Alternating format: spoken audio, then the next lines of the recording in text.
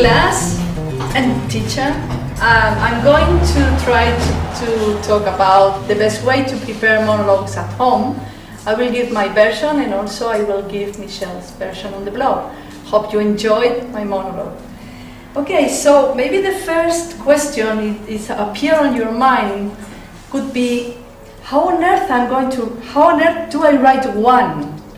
And okay, so your teacher is asking you to write a monologue, and then you sit down and think a thing, what is a monologue? Well, a monologue is remarkable simple.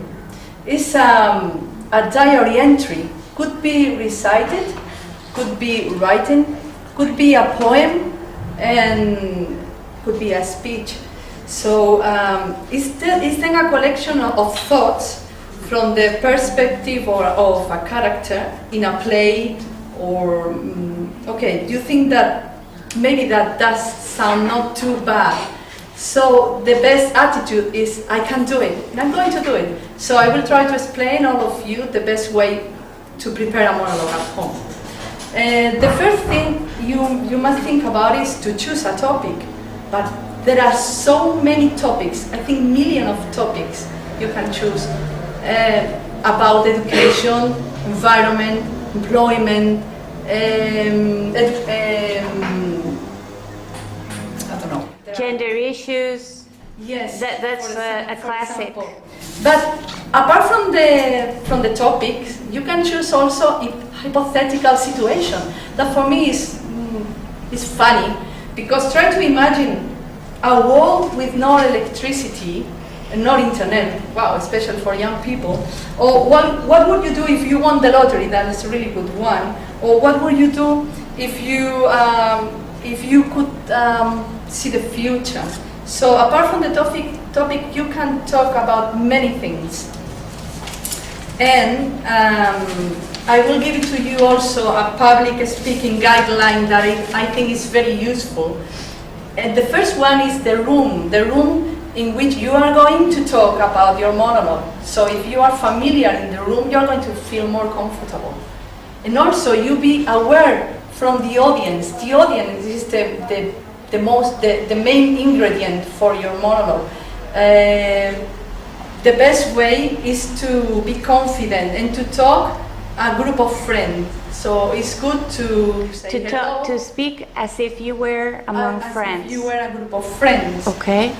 And also it's good to try to visualize you preparing your monologue. In fact, I did it before coming. It was try to imagine me in front of my mirror in my bedroom talking. It was so funny.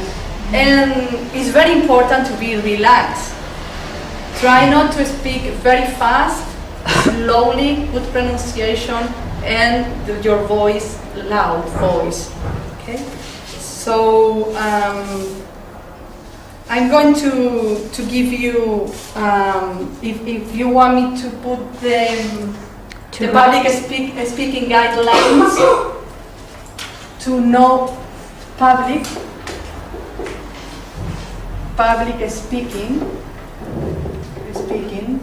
guidelines. Guidelines.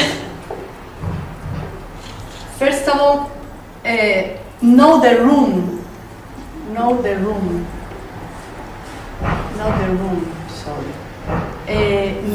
your audience. That is very important. Know the audience. It's important that you must be sure that they want you to do the best and they are going to enjoy with your monologue. Because if you are thinking that you are going to be successful, then you will be successful in the monologue. Know your material. Know your material. It means to practice your speech at home. And I think for me it's the most important is to be relaxed, that I'm not relaxed at all, but to be relaxed. And don't apologize about your nerves, because then the audience is going to take the attention to another thing instead of your topic. And when you are going to have the exam at the official school, they will give you 4 or 6 minutes for your monologue. and probably they will give you also an outline and your topic, so you cannot think too much about what I'm going to talk about, and that it helped you a lot. You can take notes, but you cannot read, like I'm reading, sorry, my notes, so you can take notes to guide you and to help you, and to talk about the topic. I think it's important to know also about the monologue has different parts, an introduction, and it's a presentation of the topic. You can give a brief speech about what are you going to talk about, and then it's an introduction, and the context, and the conclusion. And at the end you give your opinion about the monologue, if you are agree or not agree, and then you are asking If you agree or not, and you are asking the audience if they got any questions about the monologue. So the most important, at the beginning you are going to be very nervous, but second time and third time you will be more confident about yourself. Exactly, because that's the reason why, although this course is interactive and we work to learn English, we don't work to prepare exams. Throughout the whole year, I give you the format, the exam format of the writings and the speaking tasks, so that you can practice the format that we have in exams. And we just practice the format for reading and writing in March, because all the year through we are reading and listening and learning English. Okay, you can learn the format for that with practicing, doing a few tests, right? And to recommend you. But what I mean is, okay, if every month everybody shares a 4-minute monologue in class, then on the day of the exam you will be very experienced. Of course. And your performance will be much better. You will not suffer so much. And you will be more effective. Of course.